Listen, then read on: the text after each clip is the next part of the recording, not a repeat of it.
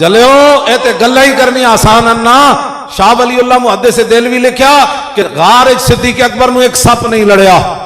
کئی حیاتن دی جمع انہوں نے نقل کی تھی. انہوں نے کہا کئی سپ لڑے, کئی ٹھوئے لڑے, لیکن لم یتحرک مخافت ان ینتبع رسول اللہ. صدیق اکبر کے جسم میں جنبش بھی پیدا نہ ہوئی کہیں حضور کی نیند میں خلل نہ آ جائے.